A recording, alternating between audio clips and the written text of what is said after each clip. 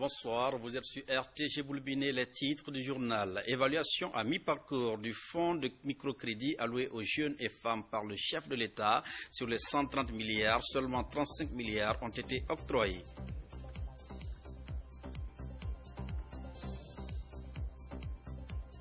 À Farana, le fleuve Niger est fortement menacé. L'ONG Sinadef multiplie les actions pour reboiser les berges du fleuve. Les échos dans ce journal.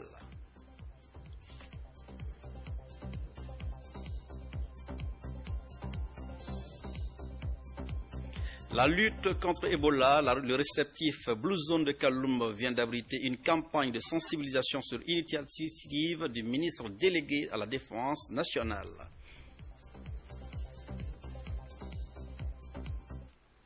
Une fois encore, bonsoir. Avant de continuer ce journal, nous vous livrons le contenu des messages qui nous viennent de nous parvenir. Nouakchott, 1er octobre 2014. Monsieur le Président et chers frères, à l'occasion de la célébration de l'Aïd al-Adha, il m'est particulièrement agréable de vous adresser mes très chaleureuses et félicitations. Puisse Allah le Tout-Puissant nous faire revivre ce jour dans la joie et la quiétude et continuer de guider nos pas pour la réalisation des aspirations de nos peuples frères et au progrès et à la prospérité et de notre Oumma islamique à plus de solidarité, de paix et de sécurité. Je vous prie d'agréer, Monsieur le Président et chers frères, de considération, Mohamed Ould Abdel Aziz. Cet autre communiqué. Monsieur le Président, à l'occasion de la fête nationale de la République de Guinée-Conakry, j'ai le plaisir de vous adresser au nom du bloc parlementaire du courant du futur et à mon nom personnel nos félicitations les plus sincères et nos vœux les plus chaleureux. Je saisis cette heureuse occasion pour vous exprimer notre attachement aux valeurs d'amitié et de solidarité qui lie nos deux pays. Je vous prie d'agréer, Excellence, l'expression de ma haute considération et de mes sentiments les plus distingués. Saad Hariri, Beyrouth, le 2 octobre 2014. L'heure est au bilan à mi-parcours de l'utilisation du fonds de microcrédit pour les jeunes et femmes de Guinée. Sur les 130 milliards déboursés par le chef de l'État, seulement 35 milliards ont été octroyés à ce jour. Donc, l'Agence nationale de microfinance est confrontée à des réticences dans le remboursement des montants. Mamadi Terna Kamisoko nous en dit plus. Les responsables de l'Agence nationale de la microfinance évaluent les résultats du fonds de microcrédit du chef de l'État en faveur des jeunes et des femmes. 130 milliards de francs guinéens ont été investis dans ce programme présidentiel pour soutenir les activités génératrices de revenus. À ce jour, 19% de ces fonds sont alloués aux institutions de microfinance et 7% pour les groupements féminins, soit un taux global de décaissement estimé à 26%. Nous, notre groupement, on a reçu 600 millions. Donc nous, on avait pensé que, comme on nous a dit 6 mois, après 6 mois, on va rembourser ceux qui ont pris, d'autres personnes aussi vont prendre. Aux échéances de remboursement, on est à jour, on a commencé, nous avons signé un protocole pour ça et nous le respectons. Mais il y a une difficulté majeure à laquelle l'ANAMIF se trouve confrontée aujourd'hui. Par exemple, sur les 35 premiers groupements de femmes bénéficiaires, seulement 9 ont entamé les procédures de remboursement. Ce n'est pas un don, c'est une dette pour permettre aux femmes de travailler. Et celles qui en ont bénéficié au début et pour les débuts de l'agence, qui n'ont pas payé, sont des personnes déjà qui ne peuvent plus revenir vers nous. Parce que nous ne voulons continuer qu'avec celles qui ont l'intention de développer leurs propres petites entreprises à travers l'opportunité que leur a donnée le chef de l'État. 95 milliards de francs guinéens sont encore disponibles. Mais avec des cas de réticence signalés, l'ANAMIF est désormais à la recherche de partenaires crédibles pour faire du fonds de microcrédit un outil de lutte contre la pauvreté en Guinée. Le remboursement de ces 35 milliards de francs guinéens, une autre paire de manches pour l'ANAMIF. Plus de 3000 produits périmés remis volontairement au service de contrôle et de qualité. C'est un geste des marchandes du marché du changement connu sous le nom d'Avaria. L'initiative vise à accompagner le ministère du Commerce dans son combat contre les produits impropres à la consommation. Younoussa Tawel Kamara, El Haj, Sankumba Doukouré. Alors que le ministre du Commerce s'engage à lutter contre la vente des aliments impropres à la consommation, les femmes du marché du changement, autrefois baptisé marché Avaria, mettent à la disposition du service de contrôle de qualité plus de 3000 produits avariés. Il s'agit notamment des cartons de jus de fruits et autres boîtes de conserve dont la date de péremption est dépassée il y a plusieurs mois. Nous demandons aux opérateurs économiques, si la date de péremption de ces produits est dépassée, de nous en informer. Nous, femmes du changement, nous n'allons plus vendre des produits périmés. Elles ont accepté de partager l'expérience pour protéger le consommateur en mettant à la disposition des inspecteurs de contrôle de qualité tous les produits qu'ils avaient à leur disposition. Le gouverneur de la ville de Conakry et le ministre du Commerce, qui ont plusieurs fois sensibilisé les femmes de ce marché sur l'impact des produits périmés sur la santé des consommateurs, se régissent. Oser, c'est oser intégrer ce volet dans l'urgence Ebola, à l'image de l'assainissement. Aujourd'hui, je suis très content de voir que la dynamique que nous avons engagée a porté fruit. Et les femmes ont volontairement accepté de se mettre sur ce chemin, de déclarer elles-mêmes d'importants lots de produits périmés. Cette nouvelle stratégie du ministre du Commerce, qui vise à assainir le marché guinéen des produits impropres à la consommation, contribue à protéger les consommateurs contre certaines maladies. Voilà, un acte citoyen à encourager fortement. À présent, cap sur Farana, dans le 140 profond. Là-bas, le fleuve Niger est fortement menacé par l'ensablement. Pour inverser donc cette tendance, l'ONG SINADEF, entendez, synergie d'action pour le développement de Farana s'active pour le reboisement des berges du fleuve Niger. Reportage Ansoumani Toumani Kamara. Hommes et femmes, tous originaires de Farana, évoluent dans divers domaines socio-professionnels à travers le monde. Ils viennent de mutualiser leur intelligence et compétences pour booster le développement de leur bercail. La protection de l'environnement est l'une de leurs priorités avec le reboisement des berges du fleuve Niger. Un fleuve sérieusement menacé par le déboisement et l'ensablement de son lit. Moi, je dis merci au nom du président de la République à cette dynamique association qui œuvre pour le développement de la préfecture de Farana. J'avoue très sincèrement que leur arrivée était attendue avec impatience par la préfecture, la commune, l'autorité régionale. Réunis au sein de l'association dénommée Synergie d'action pour le développement de Farana, ces ressortissants de la préfecture qui abrite la source du fleuve Niger s'intéressent aussi à la paix sociale dans la cité, d'où ce porte-à-porte pour renforcer le climat social, gage de tout développement.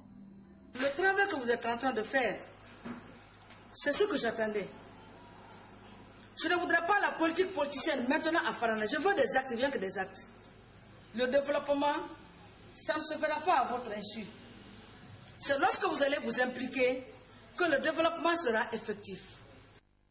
Sur fonds propres, la synergie d'action pour le développement de Farana a financé les travaux de réfection de l'enceinte de la grande mosquée et ses latrines. Et grâce au plaidoyer de la SINADEF, auprès de bonne volonté, les travaux de rénovation entière de ce temple de Dieu seront bientôt aussi lancés.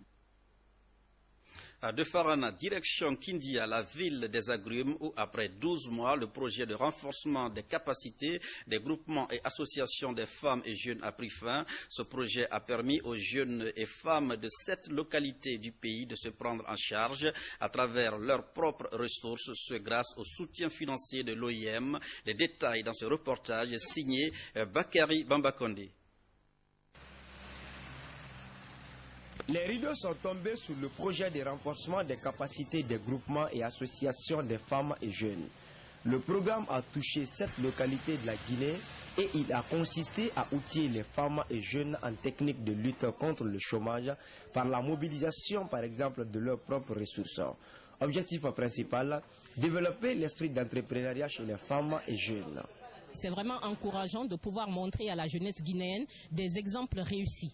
Parce que souvent les jeunes sont sceptiques. Et là, je suis d'autant plus fière et contente de ce partenariat que je peux leur montrer des projets qui ont réussi dans cette préfecture de la Guinée. À savoir que c'est des jeunes eux-mêmes qui ont décidé de prendre leur destin en main avec l'aide de l'OIM. L'expérience que ça nous a permis de nous occuper si on veut lutter contre le chômage, parce que nous sommes 21 personnes qui sont là-bas. Nous espérons qu'à partir du mois de décembre, qu'on sera vraiment employés. Ce projet est financé par l'Organisation internationale pour la migration OIM. À Kindia, par exemple, une des villes concernées par le projet, l'institution a réalisé une crèmerie moderne pour les jeunes en vue de leur permettre de développer des activités sur place. Les initiateurs du projet se fixent pour défi de lutter contre l'immigration en Guinée. La migration est une activité à laquelle des jeunes tentent aujourd'hui. Alors nous faisons en sorte que les jeunes se stabilisent en Guinée afin qu'ils aient des activités qui puissent leur rapporter sur le plan socio-économique. Dans sa lutte contre le chômage des jeunes, l'OIM envisage de nouvelles initiatives l'an prochain dans les zones aurifères du pays, des localités qui n'ont encore pas été touchées par ce projet de l'OIM. De belles images de la ville des Agrimes Kindia. Retour à Conakry où le ministre de l'Action sociale a rencontré plusieurs enfants victimes d'handicap moteur et intellectuel. Apprécier les conditions de prise en charge de ces tout-petits en difficulté. C'est la Fondation internationale Tierno et Mariam Fitima en abrégé qui les abrite. Mohamed II Camara sur les pas de la ministre en charge de l'action sociale. La Fondation internationale Tierno et Mariam accueille essentiellement des enfants qui souffrent d'handicap moteur et intellectuel. Au nombre d'une cinquantaine, les pensionnaires de ce centre bénéficient entre autres des programmes médicaux, paramédicaux, nutritionnels et socio-éducatifs. Ce déplacement de la ministre de l'Action sociale dans les locaux de Fitima Guinée est une satisfaction pour les responsables du dit centre. Donc nous sommes très heureux qu'elle soit venue nous rendre visite pour qu'elle puisse se rendre compte de ce que nous faisons ici. Et surtout, nous sommes vraiment très heureux de tout ce qu'elle nous a dit, toutes les promesses qu'elle a faites et de ce partenariat que nous venons d'initier avec le ministère. Implantée en Guinée depuis 2010, cette fondation a pour vocation de prendre en charge les enfants en situation d'handicap. Ce sont des impressions de satisfaction. Je sais que c'est un travail qui est très difficile. Avoir en charge un enfant normal est difficile, à plus forte raison un enfant souffrant d'handicap. J'ai trouvé devant moi une femme très brave, une femme quand même qui a eu l'aimabilité de créer une telle structure pour prendre ses courses vulnérables en charge, non seulement sur le plan médical, mais aussi sur le plan éducation sociale. Les responsables de Fitima Guinée ont profité de cette visite de la ministre de l'Action sociale pour solliciter l'obtention d'un terrain pour la construction d'un siège digne de nom. La tournée de sensibilisation contre le virus Ebola à Kaloum, entamée récemment par le ministre délégué de la Défense nationale, a pris fin le week-end dernier. Maître Abdoul Kabele Kamara a pour la circonstance rencontré les jeunes de la commune à l'espace Blue Zone. Ce fut une rencontre du donner et de renseignement. Le compte-rendu de notre correspondant militaire, commandant Mohamed Kassé. Le ministre délégué à la Défense nationale n'entend plus baisser les bras dans la campagne de sensibilisation contre le virus Ebola.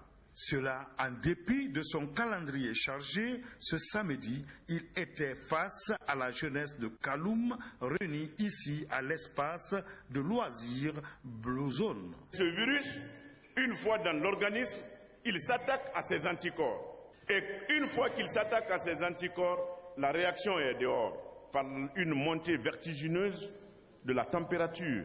Quand on te teste, on peut trouver ta température qui oscille entre 38,5 ou 39 jusqu'à 40 degrés.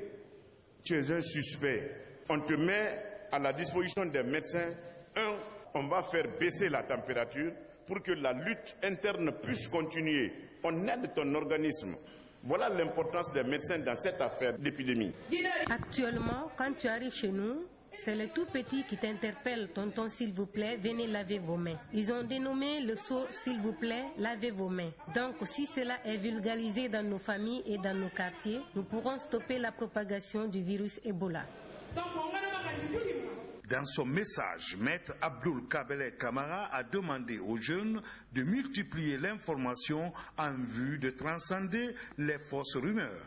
Aujourd'hui, c'est toute la jeunesse qui doit se lever pour porter le message de porte en porte, afin que notre brave population observe rigoureusement les mesures d'hygiène. Une occasion mise à profit par les jeunes pour présenter un sketch allant dans le sens de la démarche du ministre.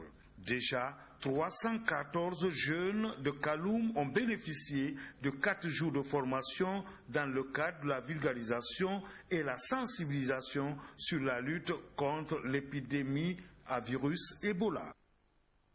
Voilà, tous contre Ebola dans le même registre. À 50 km de la capitale, Koya a reçu récemment le secrétaire général du gouvernement. La rencontre s'est déroulée autour de la sensibilisation sur le virus Ebola. Sekou Kissi Kamara a donné d'amples informations sur l'épidémie qui a fait déjà des victimes dans la cité de Sumbuya. Images et commentaires, Ibrahima Sori, Blaki Touré, Nabilay Kamara. Cette campagne de sensibilisation intervient alors que Koya enregistre un taux important de malades d'Ebola. La position géographique de cette préfecture avec la Sierra Leone voisine fait de la localité l'un des endroits à risque. C'est pourquoi, lors de son séjour dans le Sumbuya, Sekou Kissi Kamara a rencontré les élus locaux, responsables administratifs et sanitaires, afin de renforcer la vigilance. Notre stratégie, c'est d'abord renforcer les mesures de barrière sanitaire. Et pour ça, il faut procéder à la sensibilisation force à force parce que les foyers sont localisés. J'ai enregistré plus de 98 cliniques et cabinets privés. Ceux-ci doivent être associés. On les invite pour travailler ensemble pour qu'ils puissent référer les malades qui viennent vers eux. Après ces différentes rencontres, Sekou Kissi Kamara a offert un important lot de kits sanitaires aux populations de Koya. Une manière de renforcer leur capacité de prévention sur le terrain. Un geste qui réjouit les autorités locales et sages de Koya. Vraiment, nous sommes très contents. Je crois que les citoyens de Koya, la population de la préfecture de Koya, se réjouiraient davantage de l'effort qu'ils fournissent pour vraiment sauvegarder la santé de la population. Nous, sages de Koya, nous sommes conscients de la volonté du président de la République et les responsables de Koya à lutter contre la fièvre hémorragique Ebola. Qu'ils en soient remerciés. La mission se poursuivra les jours à venir dans les sous-préfectures et CRD de Koya, car cette localité qui a déjà connu l'épidémie d'Ebola a besoin d'attention pour éradiquer la maladie. Ebola est en Guinée, luttons tous contre ce virus maudit. Fini donc ce journal. Merci de l'avoir suivi. Restez surtout fidèles à la RTG Boulbiné, votre médium de proximité, et bonsoir chez vous.